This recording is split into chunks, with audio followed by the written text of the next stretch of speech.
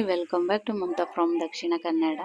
ನಾನಿವತ್ತು ಮದುವೆ ವಿಡಿಯೋನ ಅಪ್ಲೋಡ್ ಮಾಡ್ತಾ ಇದ್ದೀನಿ. ಮದುವೆ ಅಂದರೆ ಹಿಂದಿನ ಅಂದರೆ 2 ದಿನದ ಹಿಂದಿನ ಒಂದೆರಡು ಏನು ತಯಾರಿಗಳಿತ್ತಲ್ಲ, ಪೂಜೆಗಳು, ಅದನ್ನೆಲ್ಲ ಅಪ್ಲೋಡ್ ಮಾಡೋಣ ಅಂತ ಹೇಳಿ. ಅಂದರೆ ನಮ್ಮ ಕಡೆ ಒಂದು ಶಾಸ್ತ್ರಗಳೇ ಬೇರೆ ಇರುತ್ತೆ. ನಾನೇನು ಬೆಳಗ್ಗೆ ಎದ್ದೆ ಅಂತ ಹೇಳಿದ್ನಲ್ಲ, ಬೇಗ ಒಂದು 5:30ಗೆ ಎದ್ದಿದ್ದೆ. ಇನ್ನು ಪೂಜೆ ಮಾಡೋಕ್ಕೆ ಸ್ವಾಮಿಯರು ಬರ್ತಾರೆ ಅಂತ ಹೇಳಿದರು. ಸೊ ಹಾಗಾಗಿ ಎಲ್ಲರೂ ಸೀರೆ ಉಟ್ಕೊಂಡು ರೆಡಿಯಾಗಿದ್ವಿ. ನನಗೆ ಈ ಸೀರೆನ ಉಟ್ಕೊಂಡಿದ್ದೀನಲ್ಲ, ನಾನು ತೊಗೊಂಡು ಒಂದು 3 ಇಯರ್ಸ್ ಮೇಲೇನೆ ಆಯಿತು. ಅವಾಗ ತೊಗೊಂಡಿರುವಾಗ ಏನು ಅಷ್ಟೊಂದು ಇದು ಅನಿಸಿರಲಿಲ್ಲ. ಬಟ್ ಈ ಸತಿ ಮಾತ್ರ ತುಂಬ ಕಂಫರ್ಟಬಲ್ ಆಗಿ ತುಂಬ ಚೆನ್ನಾಗಿ ಕಾಣಿಸ್ತಾ ಇತ್ತು. ತುಂಬಾ ಇಷ್ಟ ಆಯಿತು ನನಗೆ ಈ ಸಾರಿ. ಹಾಗೆ ಇಲ್ಲಿ ನಾವು ಹಿಂದಿನ ದಿನ ಏನು ಹೂವನ್ನು ಕಟ್ಟಿದ್ವಲ್ಲ, ಮಾಲೆನ, ಸೊ ಅದನ್ನೆಲ್ಲ ದೇವ್ರ ಕೋಣೆಗೆ ಹಾಗೆ ಹೊರಗಡೆ ಎಲ್ಲ ಕಡೆಗೂ ಹಾಕಿದ್ವಿ. ಅತ್ತೆ, ಚಿಕ್ಕಮ್ಮ ಅವರೆಲ್ಲ ಒಳಗಡೆ ಕೆಲಸ ಮಾಡ್ಕೊತಾ ಇದ್ರು, ನಾವು ಹೊರಗಡೆ ಕೆಲಸ ಮಾಡ್ಕೊತಾ ಇದ್ವಿ. ಹಾಗೆ ಇಲ್ಲಿ ತಮ್ಮನಿಗೆ ಶೇವಿಂಗ್ ಮಾಡೋಕ್ಕೆ ಅಂತ ಹೇಳಿ ಮನೆಗೆ ಬಂದಿದ್ರು. ಅಂದರೆ ನಮ್ಮಲ್ಲಿ ಇದೊಂದು ಶಾಸ್ತ್ರ ಇದೆ, ಮದುಮಗನಿಗೆ ಮನೆಗೆ ಬಂದು ಈ ಥರ ಮಾಡಬೇಕು ಅಂತ ಹೇಳಿ. ನನ್ನ ತಮ್ಮನಿಗೆ ವಿಡಿಯೋ ಮಾಡೋದಕ್ಕೆ ನಾಚಿಕೆ ಆಗ್ತಾ ಇತ್ತು. ಎಲ್ಲದನ್ನು ವಿಡಿಯೋ ಮಾಡಿ ಹಾಕ್ತಾಳೆ ಅಂತ ಹೇಳಿ.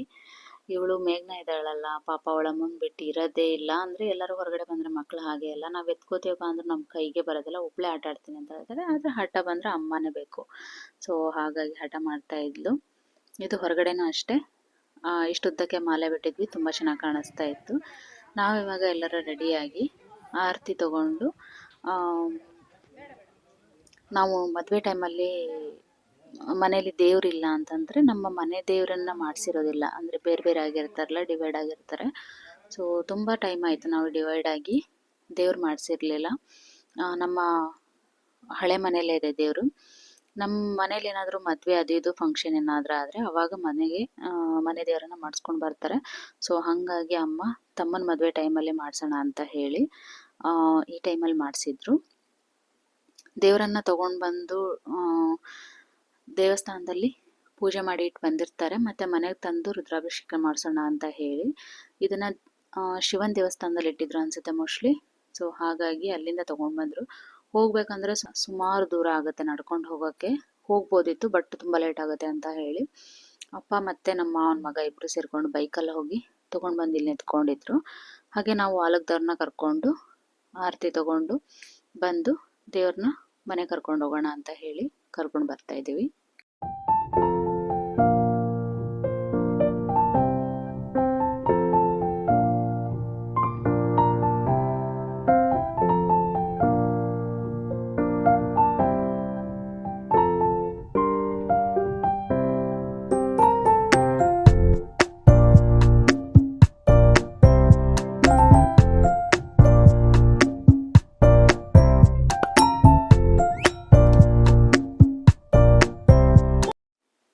ಇದನ್ನು ವಾಯ್ಸ್ ಓವರ್ ಕೊಡ್ತೇನೆ ಹಾಗೆ ವಿಡಿಯೋ ಅಪ್ಲೋಡ್ ಮಾಡಿದರೆ ತುಂಬ ಚೆನ್ನಾಗಿ ಅನ್ನಿಸ್ತಾ ಇತ್ತು.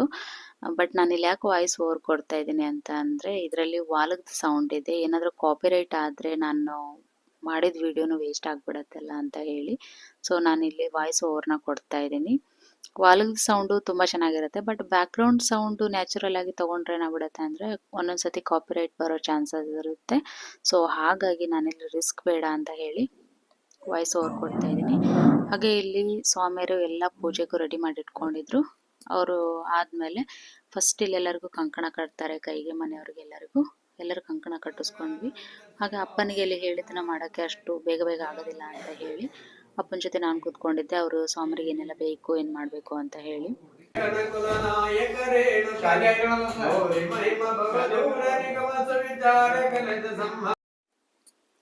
ಅಪ್ಪಾಜಿಗೆ ಕಾಲು ನೋವು ಇರೋದ್ರಿಂದ ತುಂಬ ಹೊತ್ತು ಕೂರೋಕ್ಕಾಗೋದಿಲ್ಲ. ಅಂದರೂ ಪಾಪ ಹೇಳಿಲ್ಲ ಅವ್ರು ನಾನು ಕೂರೋಕ್ಕಾಗ್ತಿಲ್ಲ ಅಂತ ಹೇಳಿ ಕೂತ್ಕೊಂಡಿದ್ರು. ಲಾಸ್ಟ್ ಟೈಮಲ್ಲಿ ಅವ್ರಿಗೆ ಕೂರೋಕ್ಕೆ ಆಗಲಿಲ್ಲ, ಬ್ಯಾಲೆನ್ಸ್ ತಪ್ಪಿ ಬೀಳ್ತಾ ಇದ್ರು. ಸೊ ಹಾಗಾಗಿ ಅವರನ್ನು ಸರಿಸಿ ಅಲ್ಲಿ ತಮ್ಮನ ಕೂರ್ತಿದ್ವಿ ಸ್ವಲ್ಪ ಹೊತ್ತು.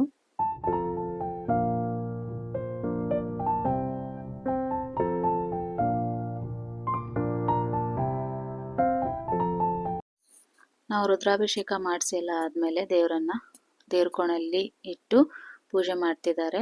ಸೊ ನಮ್ಮದೊಂದು ದೇವರು ಬಂದು ಅಲ್ಲಿ ತೊಗರ್ಶಿ ಮಲ್ಲೇಶ್ವರ ಹಾಗೆ ಬಾದಾಮಿ ಬನಶಂಕರಿ. ತುಂಬ ಚೆನ್ನಾಗಾಗಿತ್ತು ದೇವರ ಒಂದು ವಿಗ್ರಹ. ಆ, ಮತ್ತೆ ನಂಗೆ ನೋಡೋಷ್ಟು ಟೈಮೇ ಸಿಗಲಿಲ್ಲ, ಮದುವೆ ಮುಗಿದ ತಕ್ಷಣ ಬಂದೇ ಬಿಟ್ಟೆ ನಾನು. ಇನ್ನೊಂದ್ಸತಿ ಹೋಗಿರುವಾಗ ನೀಟಾಗಿ ಕ್ಲಿಯರಾಗಿ ನೋಡಬೇಕು. ಹಾಗೆ ಇಲ್ಲಿ ಮೆಹಂದಿ ಶಾಸ್ತ್ರ ಮಾಡೋಣ ಅಂತ ಹೇಳಿ, ಅಂದರೆ ಮೆಹಂದಿ ಶಾಸ್ತ್ರ ಅಂತ ಹೇಳಿ ಫಂಕ್ಷನ್ ಎಲ್ಲ ಮಾಡೋದಿಲ್ಲ ನಾವು, ಜಸ್ಟ್ ಮೆಹಂದಿ ಹಾಕೋಣ ಅಂತ ಹೇಳಿ ಇಲ್ಲಿ ಡೆಕೋರೇಷನ್ ಮಾಡಿ ಒಂದು ಫೋಟೋ ತೆಗೆಯೋಣ ಅಂತ ಹೇಳಿ ಡೆಕೋರೇಷನ್ ಮಾಡಿಡ್ತಾ ಇದ್ವಿ. ಅದಾದ್ಮೇಲೆ ಅವತ್ತು ತುಂಬಾ ನಮಗೆ ಕಾರ್ಯಕ್ರಮಗಳಿದ್ವು.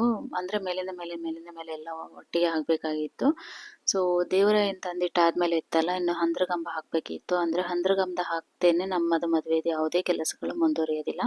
ಸೊ ಹಾಗಾಗಿ ಇಲ್ಲಿ ಒಂದು 5 ಜನ ಮುತ್ತೈದೆಯರನ್ನ ಆ ನಿಲ್ಸಿ, ಅಂದ್ರೆ ಅವ್ರಿಗೆ ಆಲ್ರೆಡಿ ಉಡಿ ತುಂಬಿದ್ರು. ಅವರು 5 ಜನ ಮುತ್ತೈದೆಯರು ಈ ತರ ಅವ್ರು ಹೇಳ್ದಾಗೆ ಪೂಜೆ ಮಾಡ್ಬೇಕಲ್ಲ, ಹಂದ್ರಗಂಬ ಇಡೋ ಒಂದೇ ಒಂದು ಹಂದ್ರಗಂಬ ನಿಲ್ಸಿ ಆದ್ಮೇಲೆ ಅಲ್ಲಿ ಚಪ್ರ ಹಾಕ್ತಾರೆ. ಸೊ ಅದನ್ನ ನಾವು ಪೂಜೆ ಮಾಡ್ತಾ ಇದ್ವಿ.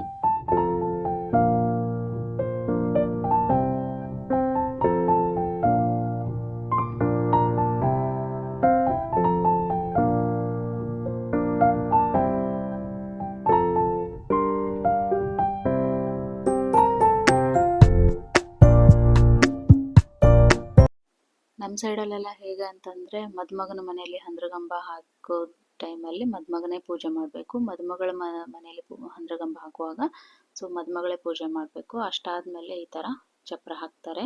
ಚಪ್ರಕ್ಕೆಲ್ಲ ಹಾಕಿರೋವಂಥ ಹೂ ಇದೆಯಲ್ಲ, ಎಲ್ಲ ನಾವು ಕೈಯಲ್ಲೇ ಮಾಡಿರೋದು. ಅಷ್ಟು ಮಾಡಿದೀವ ಅಂತ ಹೇಳಿ ನಂಗೆ ಮತ್ತೆ ಗೊತ್ತಾಯ್ತು, ಇಷ್ಟೆಲ್ಲ ಮಾಡಿದೀವ ಅಂತ ಹೇಳಿ.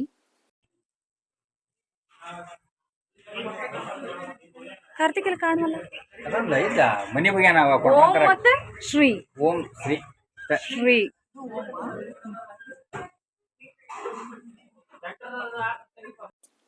ಅದು ಕಡಿಮೆ ಆಯಿತು ಅಂತ ಆಗಲಿಲ್ಲ, ತುಂಬ ಚೆನ್ನಾಗಾಯಿತು, ಎಲ್ಲದಕ್ಕೂ ಸಾಕಾಯಿತು ಹೂವು. ಹಾಗೆ ಇಲ್ಲಿ ಹಂದ್ರಗಂಬ ಅಂದರೆ ಚಪ್ರ ಹಾಕಿದಾರಲ್ಲ, ಸೊ ಅದ್ರೊಳಗಡೆ ಹಾಕಕ್ಕೆ ಅಂತ ಹೇಳಿ ಈ ಥರ ಬರೀತಾರೆ, ಓಂ ಮತ್ತೆ ಶ್ರೀ ಅಂತ ಹೇಳಿ. ಸೊ ಅದನ್ನ ಅಕ್ಕ ಬರೀತಾ ಇದ್ಲು.